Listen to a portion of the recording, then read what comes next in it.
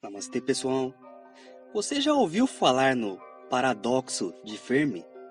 O paradoxo de Fermi diz respeito a uma indagação feita por um físico italiano chamado Enrico Fermi, daí o nome, enquanto ele debatia com vários outros colegas cientistas sobre a possibilidade da existência de vida fora da Terra. Ele fala sobre a contradição entre a grande probabilidade de existir vida em outros planetas, devido ao gigantesco número de estrelas existentes no universo, e o fato de que nós jamais fomos capazes de detectar qualquer sinal de vida fora da Terra. Segundo ele, se alguma civilização extraterrestre fosse capaz de viajar com naves a 1% da velocidade da luz, a nossa galáxia, que tem 100 mil anos-luz de diâmetro, já poderia ter sido colonizada pelo menos 1000 vezes.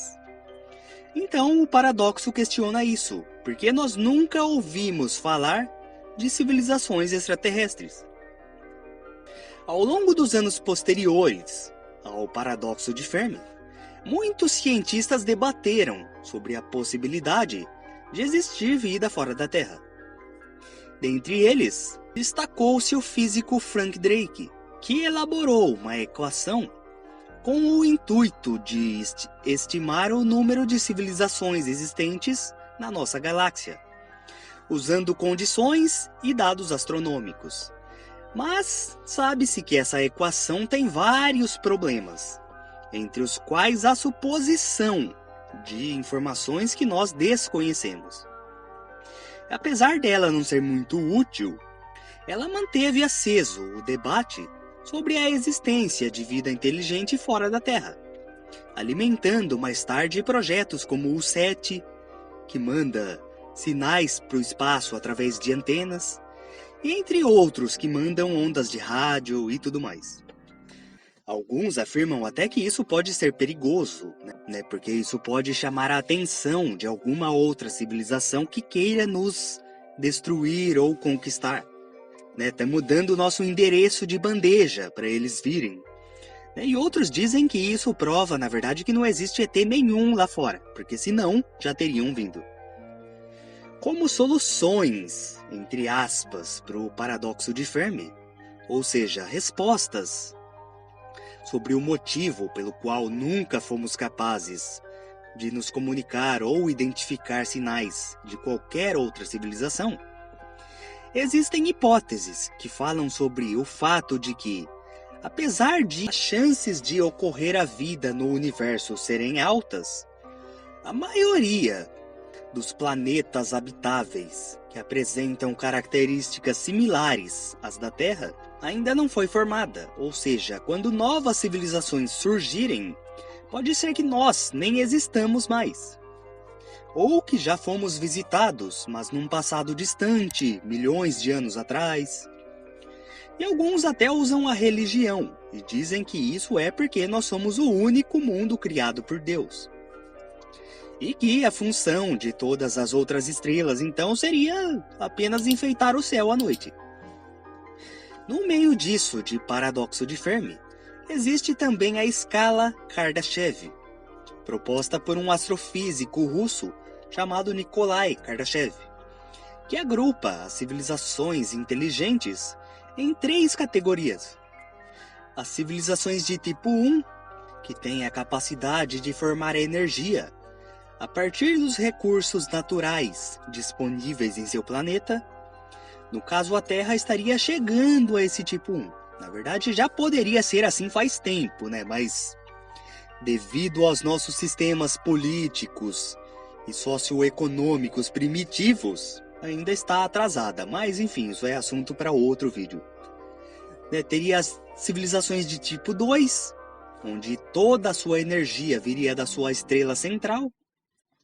E as de tipo 3, que seria uma civilização que controla toda a galáxia, bem como todos os tipos de energia disponíveis nela.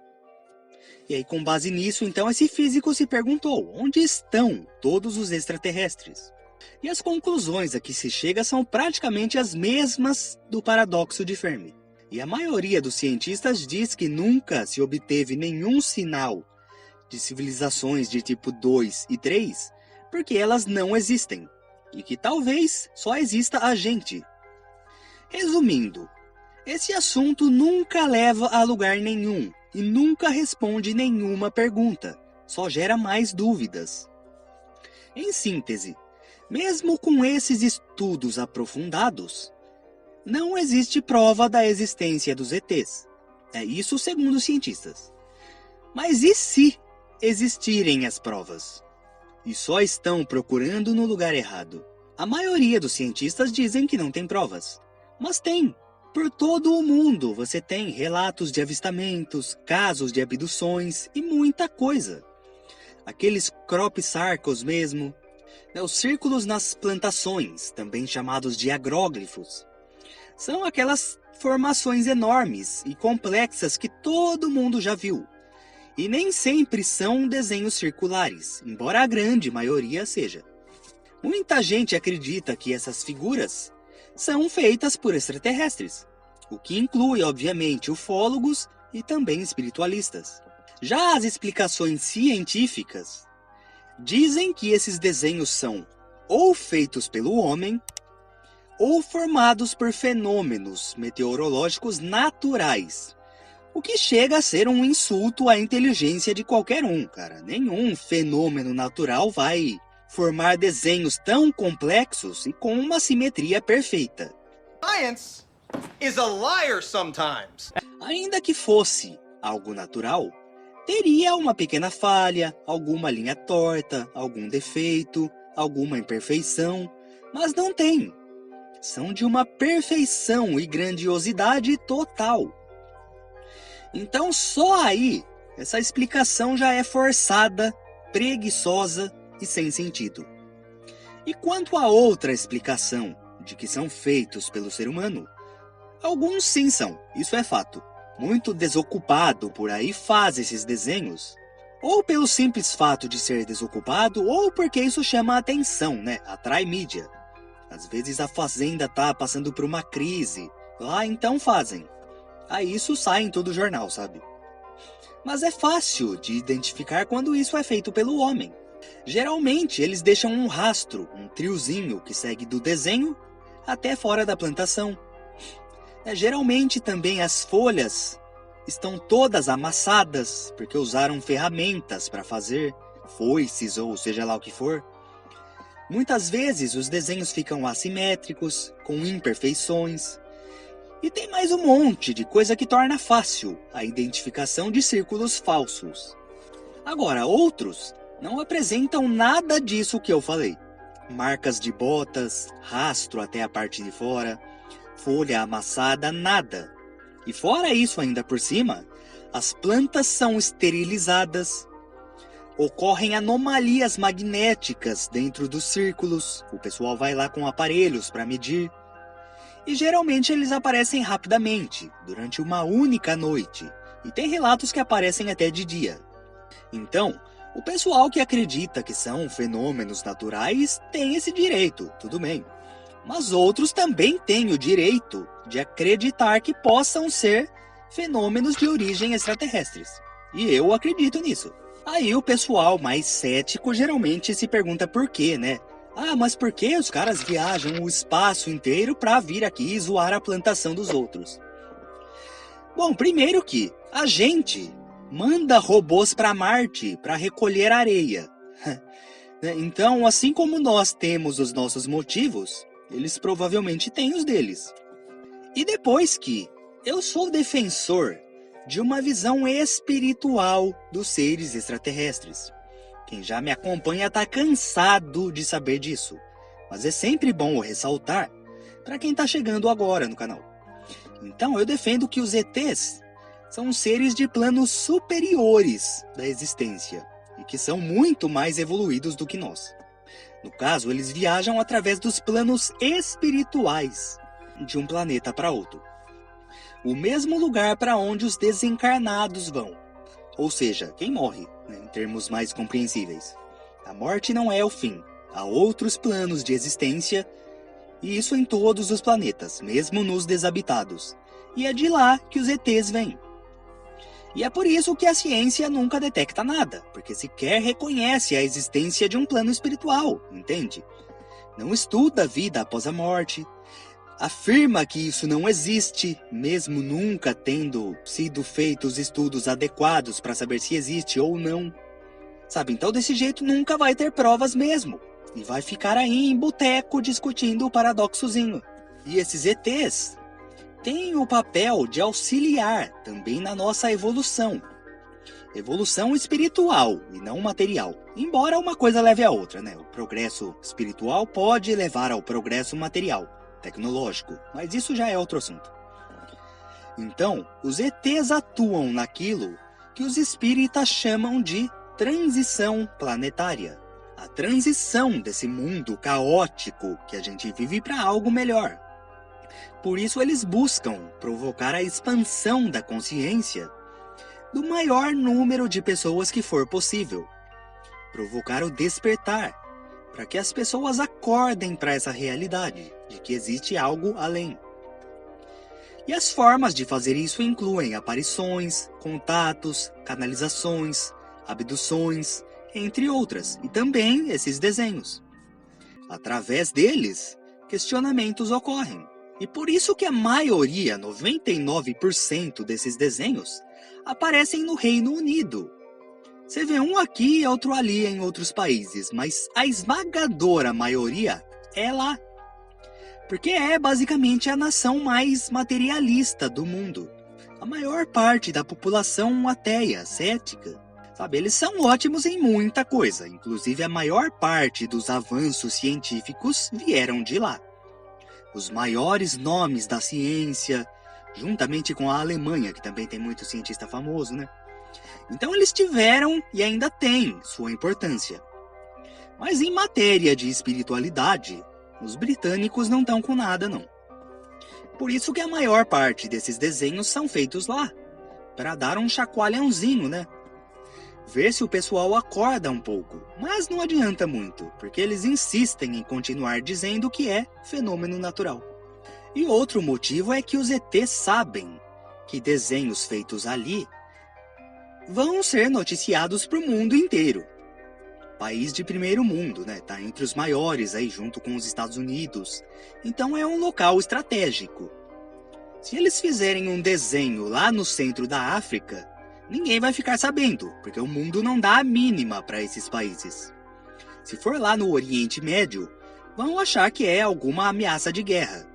Na China, Coreia do Norte e outras ditaduras pelo mundo, fechadas, também ninguém vai ficar sabendo. No Brasil, se começar a aparecer muito, vão achar que é a gente que faz. O brasileiro já tem fama de malandro, né? Agora, no Reino Unido, o pessoal de lá é chique, é elegante, tem uma longa tradição de excelência acadêmica, né? É raro gente desocupada lá, igual a gente tem aqui, para forjar essas coisas. Então lá, causa mistério e curiosidade em cima do assunto. E aí tem essa abertura. Já começa aqui, desenhos no formato circular, lembram o que para vocês? Mandalas. A mandala é uma chave de abertura de consciência. E de quebra ainda tem muita informação, muito código inserido ali. Pode fazer parte de uma comunicação deles ou algo assim. Igual naquele filme, A Chegada. Quem já assistiu sabe bem do que eu estou falando. E claro, essa é uma das formas mais fracas, vamos dizer assim, de abertura extraterrestre. As formas mais eficientes ainda são o contato e a abdução. Embora isso seja raro hoje em dia. Foi muito mais frequente na década de 60 até o fim da década de 80. Tem muitos casos pelo mundo que poderiam ser mais uma prova da existência desses seres. Milhares de casos, talvez milhões, com riqueza e semelhança de detalhes, descrições parecidas, efeitos colaterais idênticos nas pessoas abduzidas quando elas voltam, mal-estar, sabe? Muita coisa semelhante, muitas coincidências para serem apenas coincidências. Isso numa época onde a internet não existia.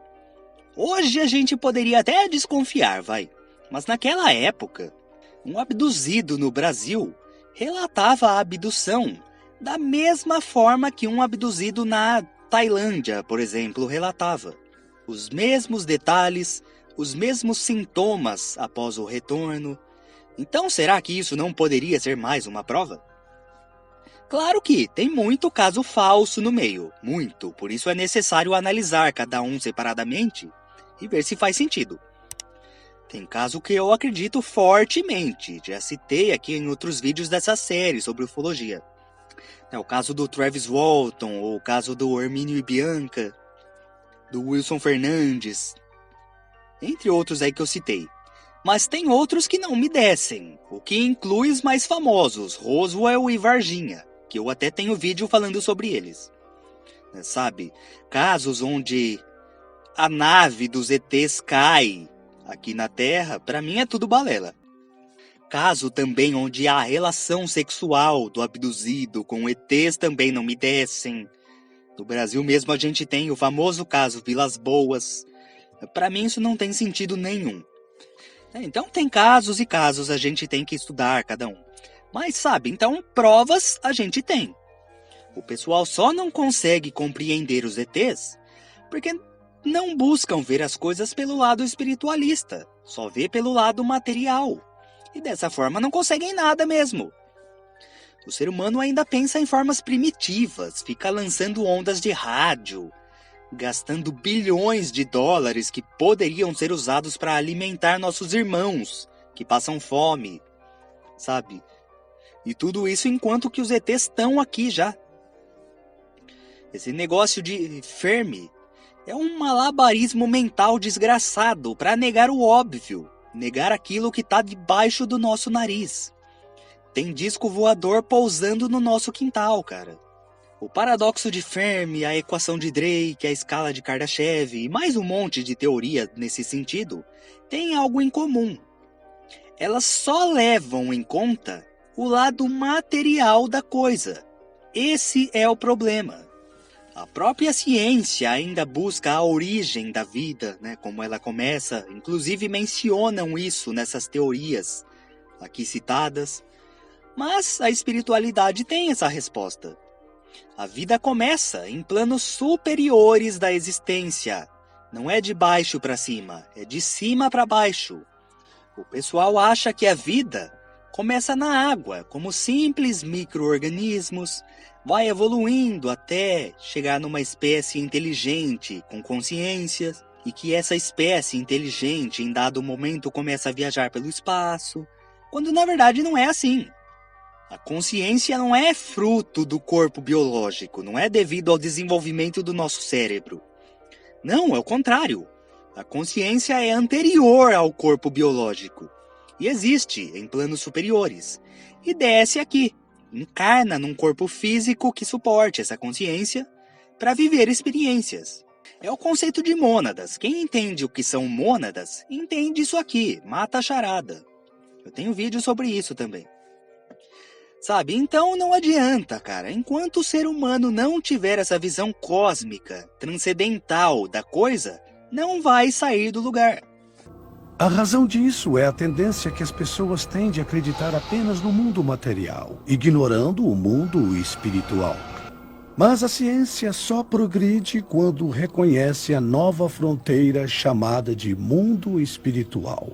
Por exemplo, pela descoberta do sistema de viajar através do mundo espiritual das diferentes dimensões, viajar livremente pelo universo pode tornar-se realidade. Interação e intercâmbio com seres extraterrestres podem tornar-se possíveis. Até o problema da energia pode ser resolvido pela investigação da energia espiritual que proverá energia abundante, limpa e segura para o mundo. Isso é precisamente ciência do mundo espiritual. Assim como as religiões que negaram a ciência foram extintas, não há futuro para a ciência que nega o mundo espiritual. A própria ciência virou uma espécie de religião, onde não se pode questionar nada, sendo que o principal pilar da ciência é justamente esse, o questionamento. Se você questiona, te chamam de negacionista e mais uma porrada de rótulos. Os cientistas hoje são os que têm a cabeça mais fechada. O Marcos Palhares, que tá para ir para o espaço, diz no Inteligência Podcast que é quase uma heresia no meio astronômico você falar em vida em outros planetas. Nenhum cientista é bem visto falando desse assunto. De modo que mesmo aqueles que acreditam neguem falar sobre, guardem para si, sufocando o debate sobre isso. O Nietzsche disse certa vez: não existem fatos eternos, assim como não há verdades absolutas. Todo o conhecimento que a gente possui está em constante mutação. É um erro afirmar que é mentira que os ETs estão por aqui, ou mesmo é mentira que eles existam, só porque a nossa ciência acadêmica não consegue provar isso. Há mais coisas entre o céu e a terra do que compreende a nossa vã filosofia, né? É como dizem por aí de brincadeira.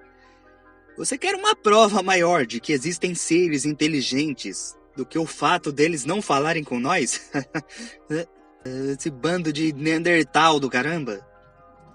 Mas é como eu falei, a maior prova que a gente tem são os casos de abdução ao redor do globo, com semelhanças de detalhes e descrições quase iguais.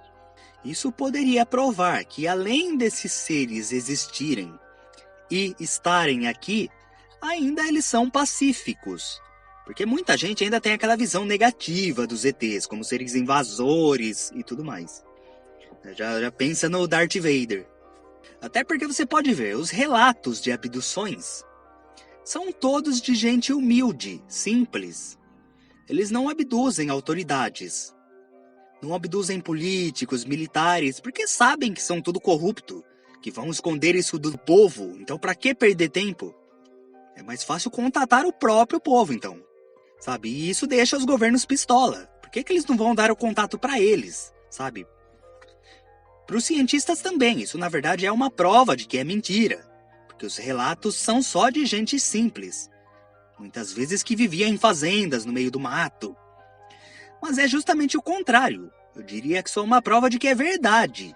E mais, prova que esses seres são pacíficos.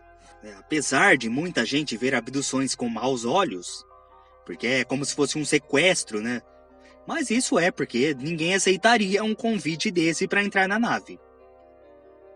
Sabe, com todo esse medo de ETs do mal que a maioria tem, hoje talvez sim, mas naquela época não, então levavam sem avisar. Os ETs têm permissão superior para realizarem abduções, com a finalidade de acelerar a evolução de determinados indivíduos e a transição planetária como um todo, muito mais antigamente do que hoje, onde a principal forma de contato é através de médiums. Mas, sabe, estranho eu acharia se os ETs, como seres evoluídos que são, só contatassem gente poderosa. Aí sim. Igual tem um caso famoso dos anos 50, chamado Valiant Thor, no qual um ET vindo de Vênus, porque naquela época não se conhecia tantos planetas como hoje, então a criatividade dos caras não ia muito longe não. Mas esse suposto ET vindo de Vênus entrou na Casa Branca e, segundo dizem, trabalhou por um tempo ajudando o Pentágono. Isso para resumir ao máximo essa história, sem detalhar muito aqui. Bom, não é necessário um estudo muito aprofundado desse caso para se chegar à conclusão de que foi uma baita de uma mentira, inventada no contexto da Guerra Fria, como um blefe, para os soviéticos acharem que os Estados Unidos tinham vantagem e ajuda de fora do planeta. Vários casos se encaixam nisso. O próprio Roswell, aquele que é talvez o caso mais famoso de todos, está dentro disso. Mas sobre ele eu já tenho vídeo aqui no canal, então quem quiser mais detalhes, que vá lá ver. Nessa mesma linha, existe o caso George Adamski, que era um contatado, que dizem que passava informações para o governo, no fim dos anos 40, anos 50.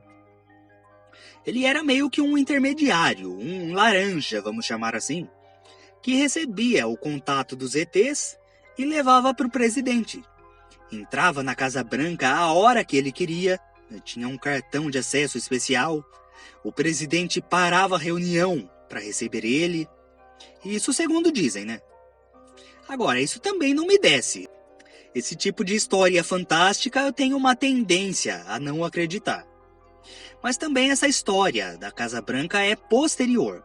O caso George Adamski, originalmente, fala que ele trabalhava no Monte Palomar e que usando telescópios de lá ele viu vários OVNIs e fotografou. Mas muito especialista já analisou essas fotos e viu que elas são falsas. Os ETs, que supostamente contatavam ele dizia que vinham de Vênus também. E é engraçado que só naquela época os caras falavam de ET venusiano. Porque depois que começaram a mandar sondas e viram como Vênus realmente é, que a vida é impossível ali devido às condições climáticas, aí mudou. Aí não teve mais contato de Vênus, e esses casos mentirosos passaram a ser de pleiadianos. Você vê que coisa? Por isso que essas histórias não me descem. À medida que você mergulha de cabeça nesse tema de casos ufológicos, vai ficando fácil de separar os casos falsos daqueles que você pode até não acreditar, mas que você admite que tem uma leve possibilidade de ser real. Sabe? Que pelo menos você não consegue encontrar onde está a mentira. Sabe? Mas esses aqui que eu citei é lorota. Até porque se o objetivo desses seres é justamente auxiliar a evolução humana, não faz sentido nenhum eles contatarem os poderosos do mundo, que são justamente quem atrasam a evolução do mundo. Seja através de um laranja ou através mesmo de um contato físico, presencial. Como muitos dizem aí que os Greys, reptilianos, estão dentro do governo, em conluio com os políticos. O que pra mim também é história pra boi dormir, sabe? E ao meu ver esse é um dos motivos que causam o desprezo nos céticos e materialistas sobre esse assunto. Porque também tem muita viagem em cima disso, muita história fantasiosa no meio. É preciso dar uma boa filtrada nas informações. Mas sabe, a sociedade que a gente vive já é extremamente injusta, desigual, onde as pessoas são medidas pelo que têm e não pelo que são. Então de que forma esses seres poderiam ser evoluídos se dessem contato para um senador, um presidente, mas não para um pedreiro, um camelô, um mecânico? Não teria sentido. Por isso que eu digo que isso poderia provar, não que prova 100%, mas que poderia provar, que não só estão aqui, como também são seres altamente evoluídos e pacíficos. Aí tem gente que fala, tá, mas e cientistas? Se não podem contatar autoridades, então por que não contatam cientistas? O próprio Carl Sagan questionou isso uma vez. E quem disse que não? Quem foi que falou que não? O General Ochoa era cientista. O Laércio Fonseca é cientista. E quem sabe até algum cientista famoso, renomado aí pelo mundo, não tenha alguma vez tido algum contato, mas evitou falar sobre para não ser mal visto dentro do meio acadêmico. Porque o meio acadêmico só valoriza status, títulos e o ego. E justamente por isso ninguém dá a mínima para cientistas como o Laércio, por exemplo. Mas que existe cientista contatado. Entende? Então as provas estão aí, acredita quem quer. A princípio eu nem ia fazer vídeo sobre esse assunto, simplesmente porque eu acho isso de Fermi uma palhaçada. Mas aí uma inscrita pediu e eu resolvi fazer. Aí eu já finalizo esse assunto de uma vez. Emendo aqui tudo o que ficou faltando eu falar, igual eu citei os crop circles, que eu não tinha vídeo nenhum falando sobre. Aí eu coloquei aqui alguns casos, enfim, já junto aí o útil com o agradável. E finalizo isso de uma vez, porque também o que eu tenho para falar sobre ufologia eu já falei. Então vamos encerrar, vai. Caso contrário, os meus vídeos vão ficar repetitivos. Então, esse é o último vídeo sobre isso, com o tema principal aí, atendendo um pedido. Inclusive, qualquer pessoa que queira sugerir temas para vídeos aí, fique à vontade, tá? Eu sempre faço, talvez demore um pouquinho, mas eu faço. Principalmente para quem apoia o canal. Seja via doação, né, clube de canais, o apoia-se, tem o valeu demais, sabe? Aí eu dou uma atenção especial. Eu passo o vídeo com o tema sugerido na frente dos outros na fila, lanço imediatamente. Então é uma vantagem que tem do apoio aí. Mas é isso, pessoal. Deixem o like aí para dar aquela força e até o próximo vídeo. Gratidão.